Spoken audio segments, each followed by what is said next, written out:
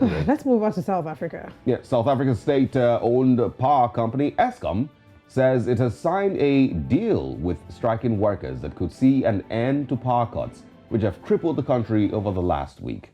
Known as load shedding, the blackout increased last week to up to 6 hours a day to avoid catastrophic grid collapse. And of course, this is a move Eskom blamed on the strike. The workers had been demanding a 10% pay rise, and 3 unions had now agreed to a 7% deal. Of course, on your screen there we should be sharing with you the tweet from Eskom announcing the agreement that it signed. Now it says Eskom is pleased to confirm that the wage agreement has been signed at the CBF between Eskom and the 3 recognized labor unions, NUM, NUMSA, Solidarity.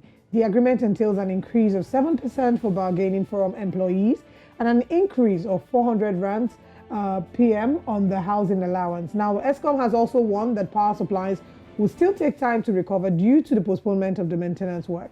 Recall that media outlets last provided advice on how to preserve food and perishable items that are stored in fridges, while coffee shops, especially those in malls where generators are their saving grace, reported increased patronage from people keen to continue working on their laptops while using the free Wi-Fi. Osage, I saw that you chuckled when you talked about 6 hours, because I think you're doing a comparison to your home country. Yeah, I'm just trying to, say, oh, you guys are shocked that you have 6 hours power outage. Wow, wow.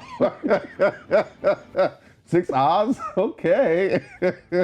I got home yesterday. I wasn't sure if I'll have the rest of this. I started to call my friend who works at the power company here in Nigeria to beg. It was a please, just in case you guys have time, can you guys check if we have a fault so you get it fixed? So we might just have power. But they know what they're used to. They know also, the demands that they've made from their government. They know the promises that their government has, made to them. They know that they pay their taxes. They know the level of delivery that they expect from their government with regards to electricity and security and all of that.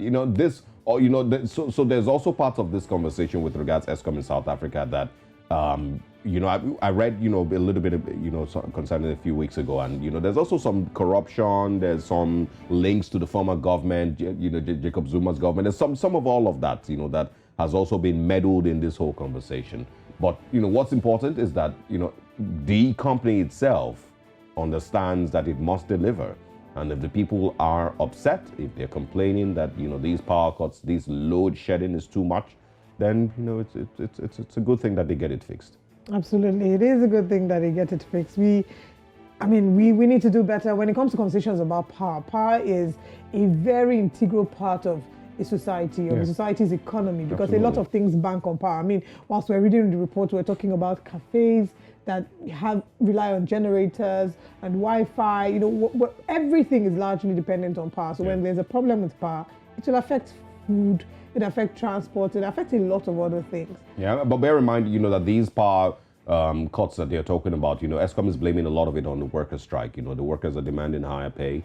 I think demanding 10%, and they're offering I think a 7% pay increase. So there's a lot of striking going on around the continent. Lots of people are asking for more because we're seeing an inflation in different parts of Africa. People are having to grapple with increased cost of living, increase in food pricing, transport. So of course, you can't expect that you're paying someone, for example, $500 a week, or let's say a month, $500 a month, and you're expecting that everything is increased.